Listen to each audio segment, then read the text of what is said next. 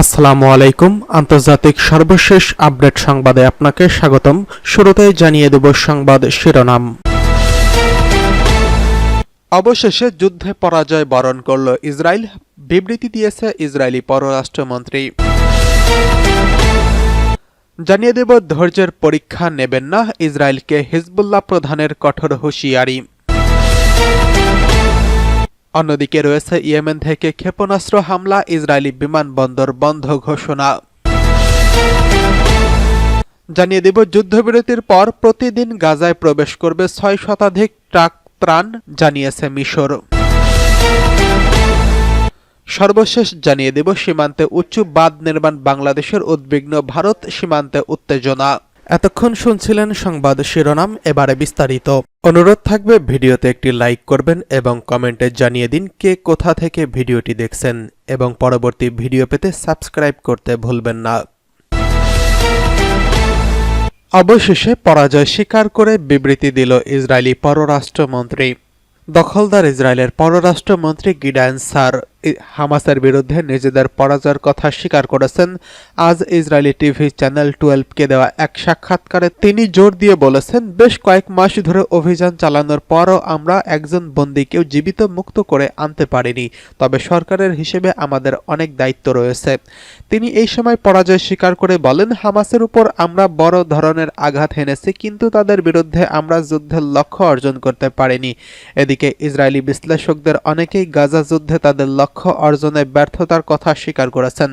প্রসঙ্গত, গত বুধবার হামাস ও দখলদার ইসরায়েলের মধ্যে যুদ্ধবিরতি সংক্রান্ত একটি চুক্তি হয়।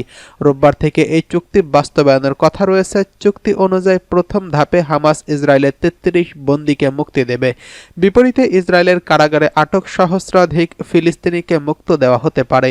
যুক্তরাষ্ট্রসহ পশ্চিমা দেশগুলোর সহায়তায় বর্বর ইসরায়েল গত বছরের 7 অক্টোবর থেকে উপত্যকার বিরুদ্ধে এক ধ্বংসাত্মক যুদ্ধ শুরু করে।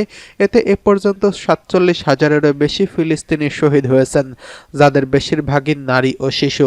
এছাড়া 1 লাখেরও বেশি ফিলিস্তিনি আহত হয়েছেন।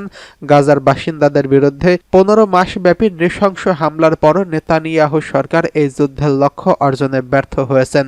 তাদের ঘোষিত লক্ষ্য ছিল ফিলিস্তিনের স্বাধীনতাকামী সংগঠন হামাসকে ধ্বংস করা এবং গাজা উপত্যকা থেকে বন্দীদের ফিরিয়ে আনা, কিন্তু কোনো লক্ষ্যই তারা অর্জন করতে পারেনি। ধৈর্যের পরীক্ষা নেবেন না, ইসরায়েলকে হিজবুল্লাহ প্রধানের কঠোর হুঁশিয়ারি। লেবাননের সশস্ত্র গোষ্ঠী হিজবুল্লাহর মহাসচিব শেখ নাঈম কাসেম ইসরায়েলকে হুঁশিয়ারি করে বলেছেন, দখলদার শত্রুরা যেন হিজবুল্লাহর ধৈর্যের পরীক্ষা না নেয়। তিনি বলেন, আমরা ইসরায়েলি শত্রুদেরকে সতর্ক করে দিচ্ছি, আমাদের ধৈর্যের পরীক্ষা নেওয়ার চেষ্টা করবেন না। হিজবুল্লাহ প্রধান এক ভিডিও বার্তায় এসব কথা বলেন। এ সময় লেবানন সরকারের প্রতি আহ্বান জানিয়ে বলেন, ইসরায়েলি আগ্রাসনের বিরুদ্ধে একটি দৃঢ় অবস্থান নিতে হবে এবং জায়নিস্ট শত্রুর দ্বারা সংগঠিত যুদ্ধবিরতি চুক্তি লঙ্ঘনের শতাধিক ঘটনার বিরুদ্ধে দৃঢ়তার সঙ্গে পদক্ষেপ নিতে হবে। এদিকে গাজায় যুদ্ধবিরতির প্রসঙ্গে হামাসকে অভিনন্দন জানিয়েছেন হিজবুল্লাহর মহাসচিব নাঈম কাসেম বলেন, হামাস সহ প্রতিরোধ গোষ্ঠীগুলো এবং ফিলিস্তিনি জনগণ ইসরায়েলের বড় পরিকল্পনাকে ব্যর্থ করে দিয়েছে। আমরা ফিলিস্তিনি জনগণ এবং হামাসকে এই যুদ্ধবিরতি চুক্তির জন্য অভিনন্দন জানাই। এটি হামাসের দৃঢ়তাকেই প্রদর্শন করছেন। সংগঠনটি তাদের কাঙ্ক্ষিত লক্ষ্য অর্জন করছে, তবে শত্রুরা তাদের ইস্ফিত ফলাফল অর্জন করতে পারেনি। দখলদার শাসনের মধ্যে মতভেদ বাড়ছে উল্লেখ করে তিনি বলেছেন, এর একমাত্র সমাধান হলো ফিলিস্তিনি ভূখণ্ডকে তার প্রকৃত মালিকের কাছে ফিরিয়ে দেওয়া। এদিকে অবরুদ্ধ গাজায় গত 15 মাসেরও বেশি সময় ধরে চালানো যুদ্ধে ইসরায়েলি বাহিনী 47,000-এরও বেশি ফিলিস্তিনিকে হত্যা করেছে, যাদের মধ্যে অধিকাংশই রয়েছে নারী ও শিশু। এছাড়া আহত হয়েছে 1,10,453 জনেরও বেশি। এখানে পরিস্থিতিতে কাতার, মিশর ও যুক্তরাষ্ট্রের মধ্যস্থতায় গত বুধবার নেতানিয়াহুর মন্ত্রিসভায় গাজায় যুদ্ধবিরতির জন্য হামাসের সঙ্গে যুদ্ধবিরতি ও বন্দী বিনিময় সংক্রান্ত একটি চুক্তি অনুমোদন করছেন। এদিকে ইয়েমেন থেকে ভয়াবহ ক্ষেপণাস্ত্র হামলা ইসরায়েলের বন্দরে, ইসরায়েলি বিমানবন্দর বন্ধ ঘোষণা। ইহুদিবাদী ইসরায়েলের ভূখণ্ড লক্ষ্য করে ব্যালিস্টিক ক্ষেপণাস্ত্র নিক্ষেপ করছে ইয়েমেনের হুথি যোদ্ধারা। হামলার পর রাজধানী তেল আবিব সহ ইসরায়েলের বিস্তীর্ণ এলাকা জুড়ে সাইরেন বাজতে শোনা গেছে। ইসরায়েলি সংবাদ মাধ্যম জানিয়েছে, হামলার মধ্য দিয়ে চলতি সপ্তাহে হুথি বিদ্রোহীরা চতুর্থ দফায় ক্ষেপণাস্ত্র নিক্ষেপ করছেন। টাইমস অফ ইসরায়েলের খবরে বলা হয়েছে, হামলার পর তেল আবিবের বেনগুরিয়ান বিমানবন্দর সব ফ্লাইট সাময়িকভাবে স্থগিত করছেন। তবে হামলায় কোনো হতাহত বা বড় ধরনের ক্ষয়ক্ষতির খবর পাওয়া যায়নি। এদিকে ইসরায়েলের প্রতিরক্ষা বাহিনী এক বিবৃতিতে জানিয়েছেন, শনিবার সকালে ইয়েমেন থেকে ছোড়া একটি ব্যালিস্টিক ক্ষেপণাস্ত্র সফলভাবে প্রতিহত করছে, যা এ সপ্তাহে হুথি বিদ্রোহীদের চতুর্থ আক্রমণ। বিবৃতিতে দাবি করা হয়, ইয়েমেন থেকে ছোড়া ক্ষেপণাস্ত্র আকাশে থাকতেই ধ্বংস করা হয়েছে, তবে মানুষকে সতর্ক করার জন্য সাইরেন বাজানো হয়েছে। ইসরায়েলি টেলিভিশন চ্যানেল 12 জানিয়েছে, এই হামলার ফলে অধিকৃত কেন্দ্রীয় অঞ্চলে আতঙ্ক ছড়িয়ে পড়ছে এবং মানুষজন আশ্রয় কেন্দ্রের দিকে পালানোর সময় বেশ কয়েকজন আহত হয়েছেন। সামাজিক যোগাযোগ মাধ্যমে ছড়িয়ে পড়া ভিডিওতে দেখা যায়, ক্ষেপণাস্ত্র হামলার পর সাইরেন বাজছে এবং হাজার হাজার মানুষ বোমা শেল্টারের দিকে ছুটছে। ইসরায়েলি নিরাপত্তা বাহিনী এই হামলার প্রতিক্রিয়ার পদক্ষেপ নিচ্ছে এবং পরিস্থিতি নিয়ন্ত্রণে আনার চেষ্টা করছে। এদিকে ইয়েমেনের হুথিরা এখনও আনুষ্ঠানিকভাবে ক্ষেপণাস্ত্র নিক্ষেপের বিষয়টি নিশ্চিত করেনি, তবে শুক্রবার হুথি যোদ্ধারা ঘোষণা করছে তারা মধ্য ও দক্ষিণ ইসরায়েলের লক্ষ্যবস্তুতে ক্ষেপণাস্ত্র হামলা করছে, পাশাপাশি লোহিত সাগরে একটি মার্কিন বিমানবাহী রণতরীতে আঘাত করছে। যুদ্ধবিরতির পর প্রতিদিন গাজায় প্রবেশ করবে 600 ট্রাক ত্রাণ, বলছে মিশর। ইসরায়েল ও হামাসের মধ্যে আজ যুদ্ধবিরতি শুরু হলে গাজা উপত্যকায় 50টিরও বেশি জ্বালানি ট্রাক প্রবেশ করবে বলে জানিয়েছেন মিশরের পররাষ্ট্রমন্ত্রী বদর আবদেল আত্তি। এক যৌথ সংবাদ সম্মেলনে তিনি বলেন, মিশর, কাতার এবং যুক্তরাষ্ট্রের মধ্যস্থতায় সম্পন্ন এই চুক্তি প্রতিদিন গাজায় 600 ট্রাকেরও বেশি ত্রাণ পাঠানোর কথা রয়েছে, যার মধ্যে 50টি ট্রাকে থাকবে জ্বালানি। 18 জানুয়ারি এক প্রতিবেদনে এই খবর নিশ্চিত করেছে টাইমস অফ ইসরায়েল। আলোচিত যুদ্ধবিরতি আজ রোববার সকাল 8টা 30 কার্যকর হওয়ার কথা রয়েছে।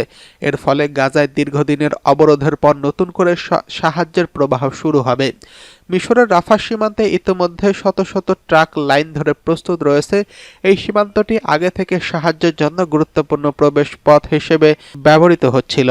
তবে গত মে মাসে ইসরায়েলি বাহিনী ফিলিস্তিনি দিকটি নিয়ন্ত্রণে নেওয়ার পর এটি বন্ধ ছিল। আবদুল আত্তি বলেন, আমরা আশা করি 300টি ট্রাক গাজার উত্তরাঞ্চলে প্রবেশ করবে। গাজার এই অংশে হাজার হাজার মানুষ আটকে আছেন, যাদের মানবিক পরিস্থিতি ক্রমেই খারাপের দিকে যাচ্ছে।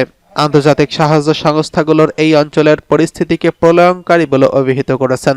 মিশরের পররাষ্ট্রমন্ত্রী আরও বলেন, এই চুক্তি শুধুমাত্র মানবিক সাহায্যের প্রবাহ বাড়াবে না, বরং আঞ্চলিক স্থিতিশীলতার জন্য একটি ইতিবাচক পদক্ষেপ।